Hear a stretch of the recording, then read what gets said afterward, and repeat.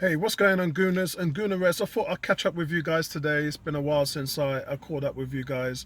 First of all, I hope you guys are doing really well. Let's just talk about now we've had the cloud just settling after our win against Chelsea. It was our third win at Stamford Bridge, and questions are now being asked.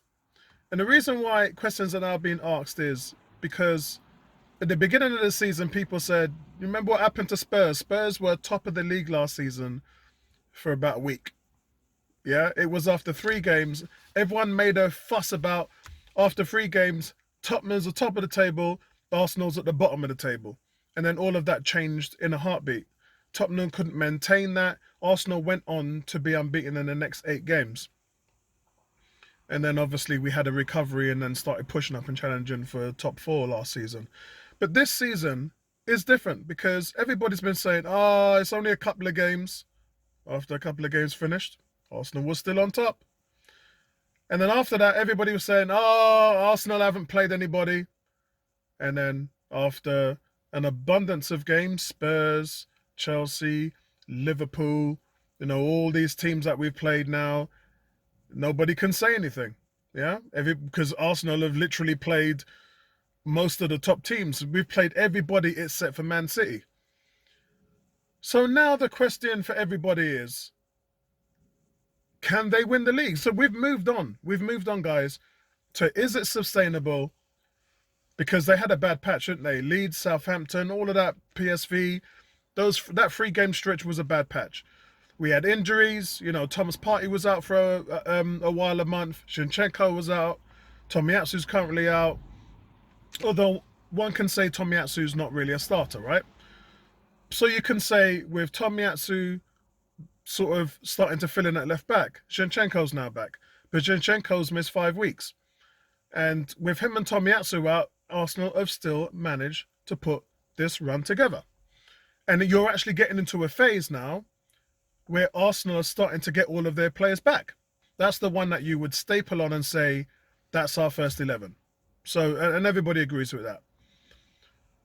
Jesus, again, going 8-9 games without scoring. So Arsenal have gone through a sort of a patch period, haven't they? People can't say it's been perfect because it hasn't. Not by any means. But you're still on top of the league. Yeah, all of that's happened and you're still top of the league. So the questions now are being asked is, this is Arsenal's best ever start to this season, even with the Invincibles. And one can say times were different then, but we still had Man United. People talk about Man City didn't exist those days. Well, they kind of did, because Man United were the Man City of their day, weren't they? They bought all the expensive players, they spent the most money, and they won the most titles. So the parallels are there. So I'm not buying any of this Man City went there back in the day and all that, because Man United were the version of Man City. Yeah? But Arsenal was still winning titles. Even though Alex Ferguson was outspending them, even though he was bringing in the best players from all the other teams, Arsenal was still winning titles. The biggest test for Arsenal now is, can you beat Manchester City? And I strongly believe that they can. Look, guys, Manchester City can be had. Yes, sure, there's games where they've been blowing teams away. Arsenal have been blowing teams away as well. Look at the Nottingham Forest result. But what happens when City plays those tougher teams? We saw what happened. They drawed with Villa when they was in a downfall. They lost to Liverpool, a team that everybody's beaten. And so it's fair to say that a good, well-rounded team like Arsenal could definitely beat City. I don't think there's anybody out there that can prove to me that Arsenal cannot beat City. Even last season when Arsenal outplayed them and we had mistakes, the fact of the matter is, if you talk about performance, we were the better team. We were the better team. And we're way better than what we were last season. So with that being said, I think there's a fair shout to say that we can beat City. And I don't think Arsenal would be afraid of them. I bet Arsenal are waiting to play Man City more than Man City are waiting to play Arsenal. Pep Guardiola, right now, would not be relishing the fact of playing Arsenal. He wouldn't be. There's just no way. There's no way that you guys can prove to me that Pep Guardiola is counting the days down in his calendar, waiting to play Mikel Arteta. But I can promise you that Arteta is. I can promise you that every day Arteta is probably talking to his players about wanting to face off with Pep. Because for Arsenal, yeah, they have more to gain. And for City, they have more to lose. City are the favourites. City have walked 4 titles in the last 5 years. They're expected to win. So the pressure is on them. Who cares about Arsenal being at top and the pressure's on them? That ain't shaking them. Do you think Arsenal are bothered about having a pressure of being up top? It shows over the last few weeks that there's no pressure at all. Because they went into Chelsea knowing fully well that nothing but 3 points would see them back at the table, and they completely outplayed Chelsea. They had 3 times more shots than Chelsea did at their ground. That's how dominant the display was. But I want to talk about one thing. I want to talk about the Invincibles. A lot of people are saying, is this team comparable to Invincibles? Well, first of all, it's way too early to say that. It's way too early. But I think what I'm going to do one evening, I'm going to have a breakdown player for player and see which one will sort of start. Let's do a Invincibles versus Arteta's team all 11. Yeah, we will do that. We will do that. And there might be some shock factors in there in terms of who's going to be the starting player. And I'm smiling just because I'm foaming at the mouth just thinking about how good that would be. But overall, guys, credit where credit is due. And it's a shame that there's some of you that have still been on the fence with Arteta, that haven't come forward and congratulated him for the job he's done. Now, let me remind you, in my Arteta history in 3 years, I have made 2 rant videos. Just 2. I've never wanted him to be sacked. 95% of Arsenal fans the Christmas before wanted Arteta sacked. I weren't one of them. I was always in Arteta's corner. Shout out to Ebony, shout out to Jay Lewis, shout out to Tom Aston. Yeah, there are very few people who stood by him, yeah, through thick and thin, and trust the process.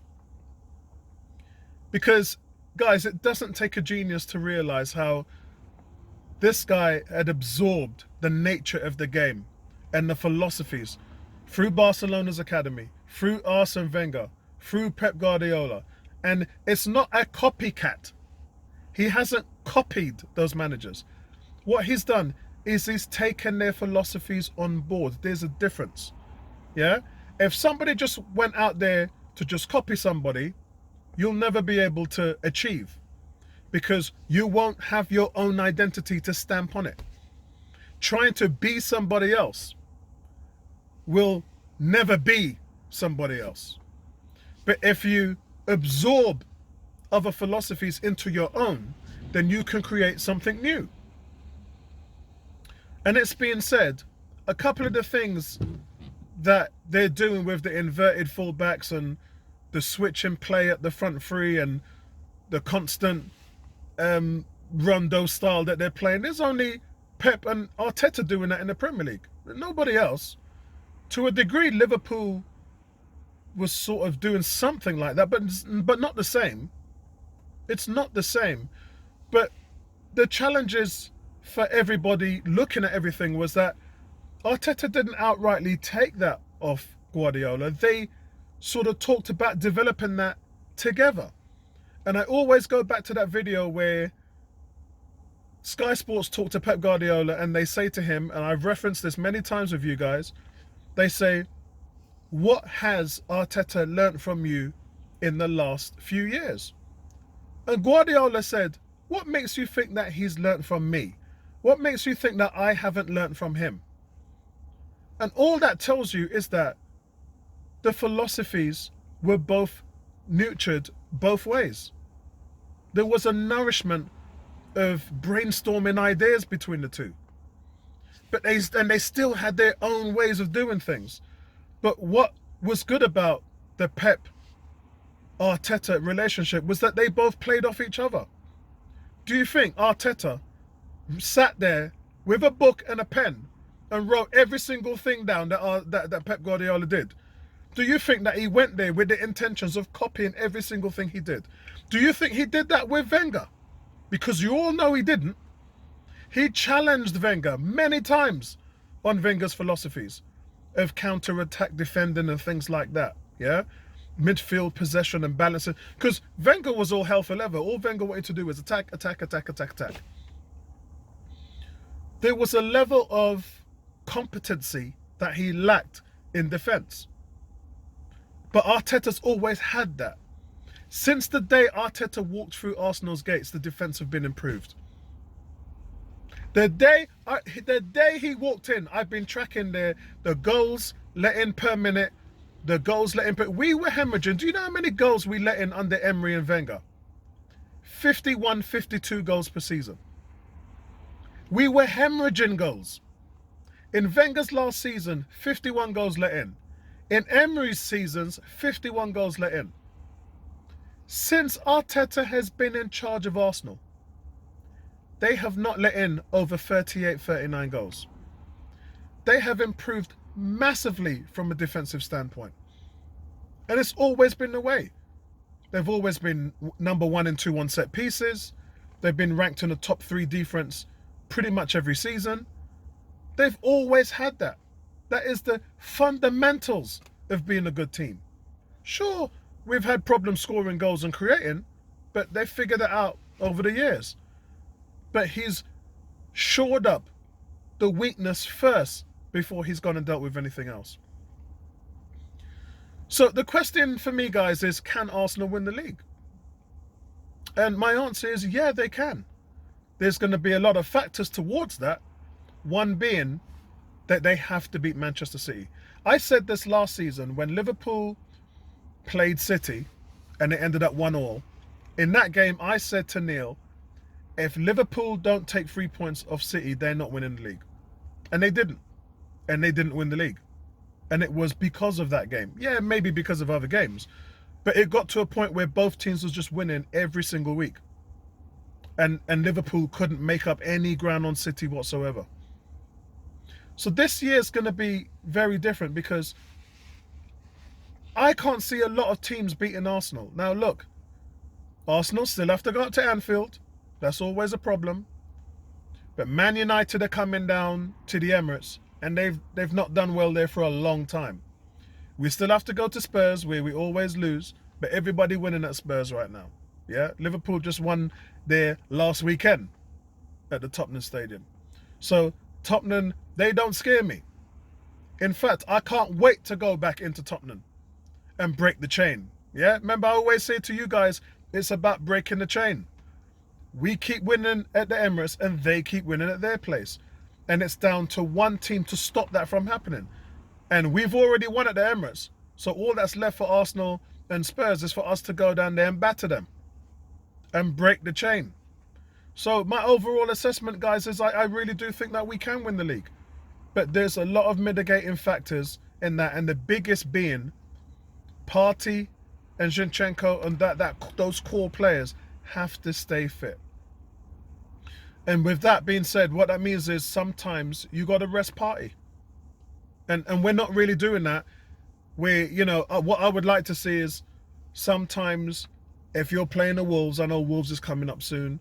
If you're playing a team that's not doing well, then you put Partey on the bench. And then if you need to bring him on after 60, 70 minutes, then do that.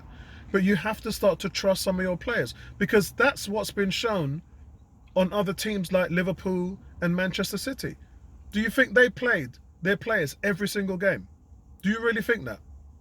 They didn't. You got to trust your players. At some point, El Nene has to come in and give Partey rest. But you've got to pick and choose those moments because Thomas can't play in every game. And it's going to get harder, guys, because in the Europa, you was allowed to rest 6 or 7 players.